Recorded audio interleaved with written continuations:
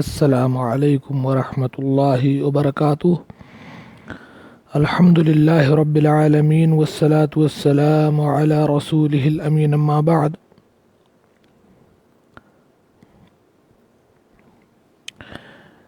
محترم مشاہدین، میرے اسلامی بھائیوں، دوستوں، میری ماں اور بہنوں، یہ شعبان کا مہینہ ہے اور آج شعبان کی 3 تاریخ داخل ہو گئی ہے۔ اس مہینے سے متعلق بہت ساری باتیں عوام میں مشہور ہیں جو بدعات اور خرافات کی شکل میں دین کے اندر داخل کر لی گئی ہیں۔ اس لیے ضروری ہے کہ اس بات کو واضح کیا جائے کہ ماہ شعبان سے متعلق کیا بات صحیح ہے جو مشروع ہے، اور کیا بات وہ ہے جو بے دلیل اور بے ثبوت ہے، اور جو بدعات اور خرافات اور محض رسم و رواج ہے، تاکہ ہم سنت سے ثابت شدہ چیزوں پر عمل کریں اور جو باتیں بے دلیل اور واہیات ہیں ان سے اللہ تعالیٰ میں بچائے اور دوسروں کو بھی ہم بچانے کی کوشش کریں۔ اللہ کے رسول صلی اللہ علیہ وسلم کی ترمذی کی مشہور صحیح حدیث، ارباز ابن ساریہ کی وہ حدیث جس میں اللہ کے رسول صلی اللہ علیہ وسلم نے فرمایا، من یعش منکم بعدی فسیرى اختلافا کثیرا فعلیکم بسنتی وسنت الخلفاء الراشدین المہدیین من بعدی تمسکوا بها وعزوا علیها بالنواجذ وإياكم ومحدثات الأمور فإن كل محدثة بدعة وكل بدعة ضلالة۔ تم میں کا جو کوئی میرے بعد زندہ رہے گا وہ امت میں بہت سارے اختلافات دیکھے گا۔ اختلافات کے ان ادوار میں تم میرے طریقے کو لازم پکڑنا اور میرے خلفائے راشدین، ہدایت یافتہ خلفاء کے طریقے کو لازم پکڑنا، تم اس سے چمٹ جاؤ اور دانتوں سے پکڑ لینا، اور خبردار دین میں نئی نئی چیزیں ایجاد کرنے سے بچنا، کیونکہ دین میں نکالی گئی ہر نئی چیز بدعت ہے اور ہر بدعت گمراہی ہے، اور ایک روایت میں ہے کہ ہر گمراہی کا ٹھکانہ جہنم ہے۔ تو آئیے آج کی اس مجلس میں ہم دیکھتے ہیں کہ شعبان کے اس معزز مہینے میں کیا صحیح ہے، کیا غلط ہے، کیا سنت ہے، کیا بدعت ہے۔ ہمارے جو بھائی دیکھ رہے ہوں وہ زیادہ سے زیادہ اس کو شیئر کریں، بہت ضروری گفتگو ہے ماہ شعبان سے متعلق۔ سب سے پہلا سوال یہ ہے کہ ماہ شعبان کی شرعی حیثیت کیا ہے؟ دین اسلام کے اندر شعبان کے مہینے کو کیا مقام حاصل ہے، اس کی کیا فضیلت ہے جو ثابت شدہ ہے؟ یہ ایک سوال ہے۔ اس کا جواب یہ ہے کہ ماہ شعبان کو بہت بڑی فضیلت اور بڑی برتری حاصل ہے۔ اللہ کے رسول صلی اللہ علیہ وسلم اس ماہ کے روزوں کا بڑا اہتمام کرتے تھے، لہٰذا ہمیں اس ماہ میں وہی کرنا چاہیے جو اللہ کے رسول صلی اللہ علیہ وسلم سے ثابت ہے، اور ان تمام بدعات و خرافات سے بچنا چاہیے جو سلف سے ثابت نہیں ہے۔ نسائی کی حسن حدیث ہے، حضرت اسامہ بن زید بیان کرتے ہیں کہ میں نے کہا اللہ کے رسول صلی اللہ علیہ وسلم، لم ارک تصوم شہرا من الشہور ما تصوم من شعبان، قال ذلك شہر یغفل الناس عنہ بین رجب و رمضان وهو شہر ترفع فیہ الاعمال الى رب العالمین فاحب ان یرفع عملی وانا صائم۔ پروگرام کو زیادہ سے زیادہ شیئر کر دیجئے۔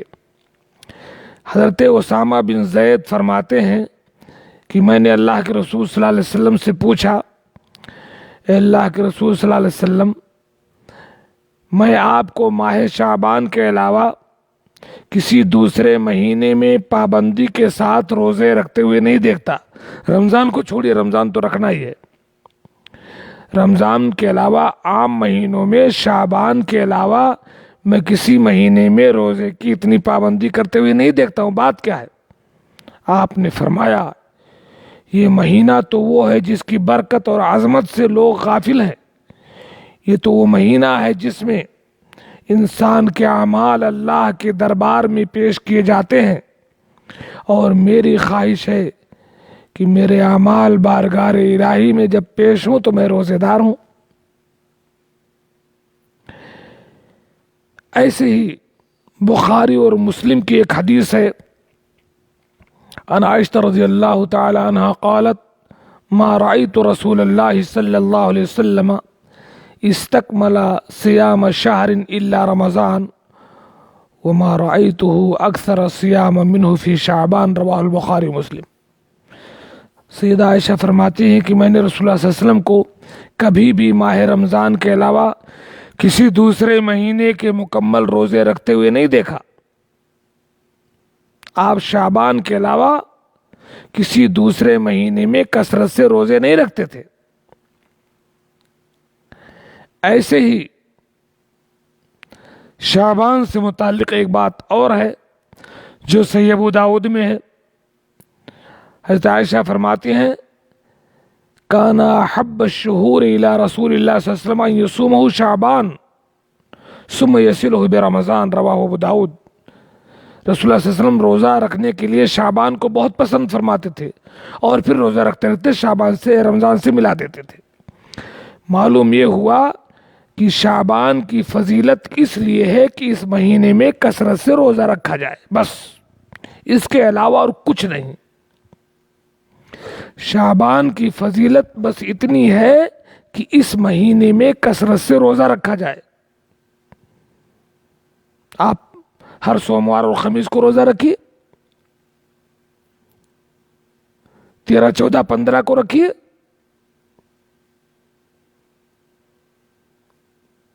ایک دن رکھیے ایک دن نہ رکھیے، ایک دن رکھیے ایک دن نہ رکھیے، کثرت سے روزہ رکھیے، یہ بات ثابت ہے، اس کے علاوہ اور کچھ ثابت نہیں ہے۔ اب آئیے ہم دیکھتے ہیں ماہ شعبان کی بدعات کیا ہے جو لوگوں نے غرض اس پر توجہ دینے کی ضرورت ہے۔ شعبان میں روزہ رکھنے کے علاوہ سارے اعمال جو لوگ ایجاد کیے ہیں نئے نئے، وہ سب بدعات ہیں۔ نمبر 1، وہ ساری خرافات شب برات کے سلسلے میں ایجاد کیا ہے لوگوں نے۔ 15 شعبان کی رات کو پہلی بدعت دن میں روزہ رکھنا، رات میں قیام کرنا۔ 15 شعبان شب برات میں دن میں روزہ رکھنا، رات میں تہجد پڑھنا، یہ ایک بدعت ہے۔ ابن ماجہ کی ایک حدیث ہے کہ اذا کانت لیلۃ النصف من شعبان فقوموا لیلہا وصوموا نہارہا، جب 15 شعبان آ جائے تو دن میں روزے رکھو، رات میں قیام کرو۔ یہ حدیث ضعیف ہے۔ ابن میسرہ اور اس کا نام ابو بکر بن عبداللہ بن محمد بن ابی میسرہ ہے، اس کے بارے میں امام احمد بن حنبل کہتے ہیں جو اس حدیث کا ایک راوی ہے، اور ابن معین کہتے ہیں کہ یہ حدیثیں گڑھتا تھا، اور علامہ البانی نے کہا کہ ضعیف جداً، یہ حدیث سخت ضعیف ہے، عمل کے قابل نہیں ہے، اور موضوع یا گڑھی ہوئی حدیث ہے۔ تو 15 شعبان کے دن میں روزے رکھنا، رات میں قیام کرنے کے بارے میں جو حدیث ہے وہ صحیح نہیں ہے، گڑھی ہوئی ہے یا ضعیف ہے، یہ عمل بدعت ہے۔ دوسری بدعت 15 شعبان کی رات قبروں کی زیارت کرنا۔ زیارت کرنا ہمیشہ مشروع ہے، کوئی وقت خاص نہیں ہے، دن میں، رات میں، صبح میں، شام میں، جب چاہیں آپ قبروں کی زیارت کریں، زیارت کرنا چاہیے، سنت ہے، مستحب ہے، بڑا ثواب ہے۔ لیکن 15 شعبان کی رات کے ساتھ خاص کرنا یہ بدعت ہے۔ اس سلسلے میں ترمذی کی جو حدیث ہے وہ حدیث صحیح نہیں ہے، ضعیف ہے۔ امام ترمذی نے بھی اس کو ضعیف کہا، علامہ البانی نے بھی اس کو ضعیف کہا۔ سمجھ میں آئی بات؟ 15 شعبان کی رات کو قبروں کی زیارت کی عبادت ایک سخت اور قبیح بدعت ہے۔ عام حالات میں آپ قبر کی زیارت کیجئے، اس سلسلے میں جو حدیث دلیل کے طور پر پیش کی جاتی ہے وہ صحیح نہیں ہے۔ تیسری بدعت صلاۃ الفیہ۔ صلاۃ الفیہ کے نام سے ایک نماز ہے جو 15 شعبان کی رات کو پڑھی جاتی ہے، یہ بھی ایک بدعت ہے۔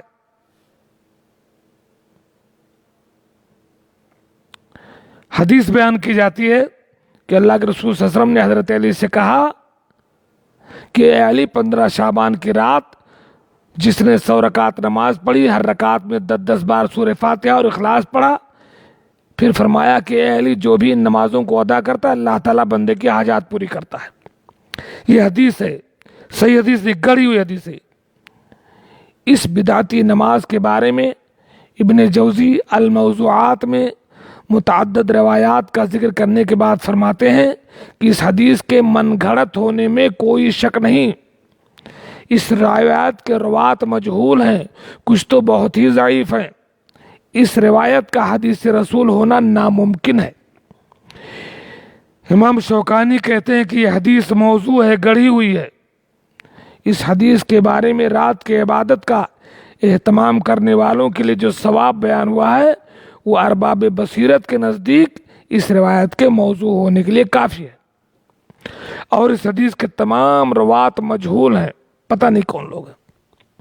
اس لیے 15 شعبان کو پڑھی جانے والی صلاۃ الفیہ نامی یہ نماز بدعت ہے۔ اس بدعت سے بھرپور نماز کا آغاز کب ہوا، کیسے ہوا؟ آپ کو کہ کیسی نماز وجود میں آ گئی؟ امام مقدسی رحمۃ اللہ علیہ فرماتے ہیں کہ ہمارے ہاں بیت المقدس میں صلاۃ الرغائب جو رجب میں پڑھی جاتی ہے اور صلاۃ شعبان یعنی صلاۃ الفیہ کا تصور نہیں تھا۔ 447 ہجری میں نابلس کے علاقے سے ابن ابی الحمرا بیت المقدس آیا، اس کی آواز بہت خوبصورت تھی۔ 15 شعبان کی رات میں وہ مسجد اقصی میں نماز پڑھنے کے لیے کھڑا ہو گیا، اس کی آواز سے متاثر ہو کر ایک اور شخص مل گیا، اس کے بعد متعدد لوگ اس کے پیچھے جمع ہو گئے۔ دوسرے سال وہ پھر بیت المقدس آیا اور یہی عمل دہرایا۔ تیسرے چوتھے سال بھی ایسے کیا۔ الغرض آہستہ آہستہ یہ بدعت زور پکڑتی گئی اور افسوس کہ یہ سلسلہ بدعتی اب تک جاری ہے۔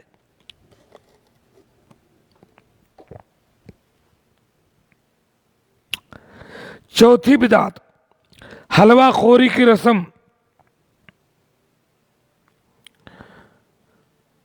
15 شعبان کو حلوہ پکاتے ہیں اور کہتے ہیں کہ اللہ کے رسول صلی اللہ علیہ وسلم کے دانت ٹوٹ گئے تھے اس لیے آپ نے حلوہ کھایا تھا۔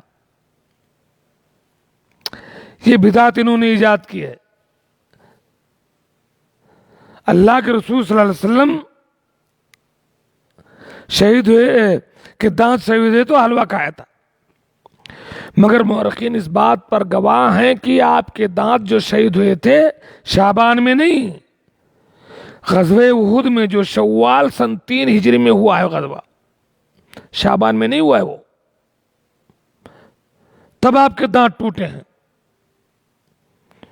اس کا ماہ شعبان یا شعبان کی 15 تاریخ سے کوئی تعلق نہیں ہے۔ اگر مان لیا جائے کہ چلو 15 شعبان ہی کو آپ کے دانت ٹوٹے ہیں تو کامل اتباع کا تقاضا یہ ہے کہ پہلے آپ اپنے دانت توڑیں اور پھر حلوہ کا شوق پورا کریں، تب دیکھتے ہیں کتنی بڑی سنت والے ہیں آپ۔ حلوہ ماڈے کے چکر میں دین کو ہمارے لوگوں نے بدعات سے بھر دیا۔ 5ویں بدعت اس ماہ شعبان کی، 15 شعبان کی رات کو لیلۃ القدر سمجھتے ہیں، شب قدر سمجھتے ہیں 15 شعبان کی رات کو، جبکہ لیلۃ القدر یا شب قدر وہ رمضان کی آخر 10 راتوں میں ایک رات ہے۔ یہ بہت بڑی غلط فہمی ہے۔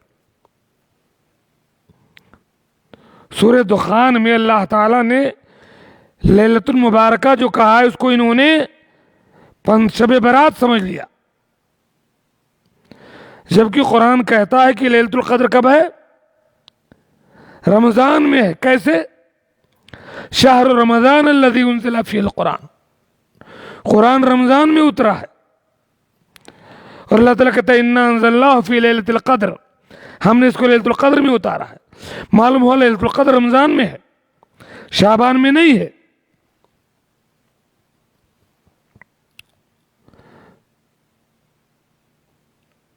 تو اس لیے 15 شعبان کی رات کو جاگ کر کے عبادت کرنا غلط ہے، بدعت ہے، کوئی فائدہ نہیں، کوئی ثواب نہیں سوائے گناہ کے۔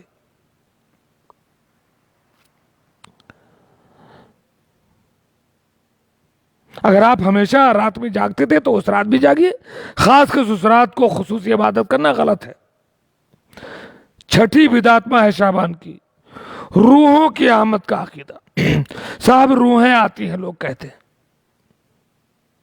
اس رات مردوں کی روحیں اپنے اپنے گھروں میں آتی ہیں، ایسا بولتے ہیں۔ حالانکہ اللہ تعالیٰ نے اس نظریے کی تردید فرمائی ہے، غلط ہے یہ عقیدہ، کوئی روح واپس نہیں آتی ہے، کسی کو وہاں سے چھٹی نہیں ملتی ہے جو روحوں کو اللہ تعالیٰ نے ضبط کر لیا۔ اللہ تعالیٰ فرماتا ہے وَمِن وَرَائِهِمْ بَرْزَخٌ إِلَىٰ يَوْمِ يُبْعَثُونَ، سورہ مومنون میں ان مرنے والوں کے درمیان دوبارہ جی اٹھنے کے دن تک ایک آڑ حائل ہے، کوئی نہیں واپس آ سکتا۔ تو روحوں کی آمد کا عقیدہ بھی غلط ہے، بدعتیانہ ہے، کوئی ثبوت نہیں اس کا۔ 7ویں بدعت آتش بازی اور پٹاخے چھوڑ چھوڑ کر کے مسلمان بنے ہوئے ہیں۔ مجھے دلاور فغار کا ایک شعر یاد آتا ہے، اس نے کہا کہ اگرچہ پورا مسلمان تو نہیں لیکن میں اپنے دین سے رشتہ تو جوڑ سکتا ہوں۔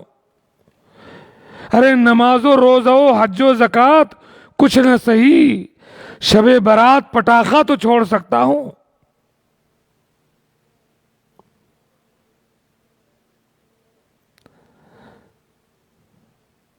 اگرچہ پورا مسلمان تو نہیں لیکن میں اپنا رشتہ مسلمان سے جوڑ سکتا ہوں، نماز و روزہ و حج و زکوٰۃ کچھ نہ صحیح، شب برات پٹاخہ تو چھوڑ سکتا ہوں۔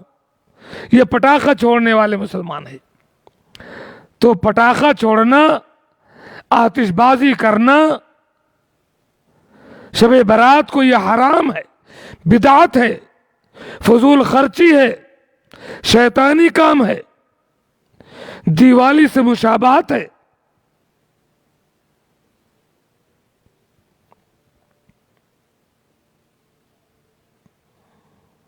اور 8ویں بدعت، شب برات کے موقع پر مساجد کو سجانا، چراغاں کرنا، خوشبو سے بسانا، یہ بھی ایک بدعت ہے جو دین میں ایجاد کی گئی ہے۔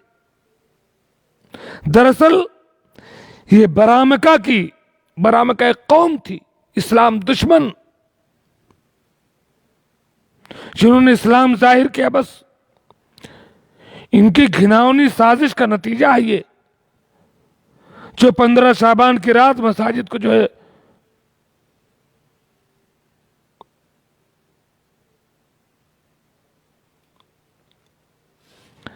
چراغاں کرتے ہیں۔ شیخ ابن العربی اپنی کتاب المنکرات میں لکھتے ہیں کہ مسجدوں میں خوشبو کی دھونی رکھنے کا سب سے پہلے رواج یحییٰ بن خالد برمکی نے ڈالا۔ یحییٰ بن خالد برمکی خلیفہ وقت کا وزیر اور درباری تھا، اور اس کا مقصد تھا کہ مجوسیت پھیلائے۔ مجوسی تو آگ کی پوجا کرتے ہیں، مسجدوں کو چراغاں کر دیا، آپ کو آگ کی پوجا میں پھنسا دیا۔ آتش بازی وغیرہ میں ہندوؤں کی دیوالی اور عیسائیوں کے کرسمس ڈے سے مشابہت پائی جاتی ہے۔ دین اسلام نے ہمیں کفار کی مشابہت سے روکا ہے۔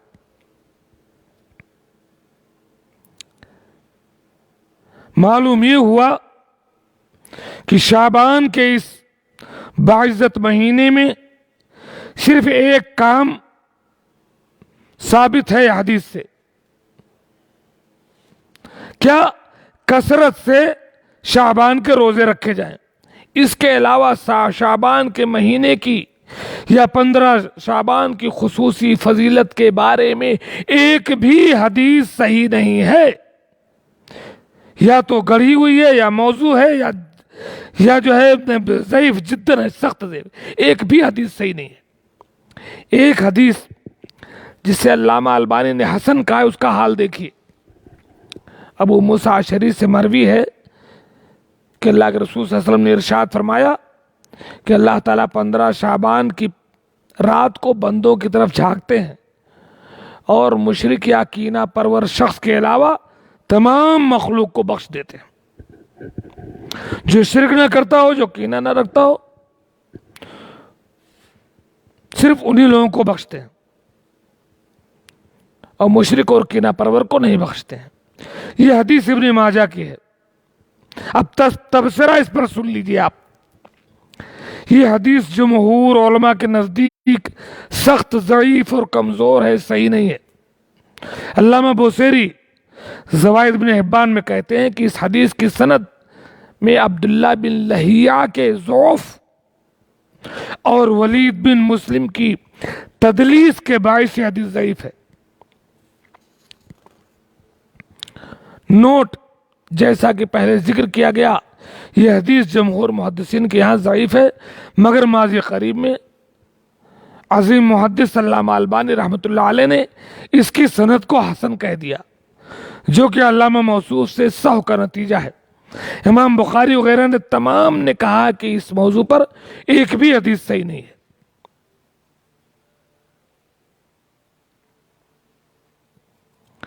تو میں اپنے بھائیوں سے، مسلمان بھائیوں سے گزارش کروں گا کہ آئیے قرآن کی اتباع کیجئے، رسول اللہ صلی اللہ علیہ وسلم کی اتباع کیجئے، خلفائے راشدین کی اتباع کیجئے، صحابہ کرام کے طریقے پر چلیے، اور شعبان کے مہینے میں کثرت سے روزے رکھیے۔ بس اس کے علاوہ اس مہینے کی کوئی الگ سے فضیلت ثابت نہیں ہے۔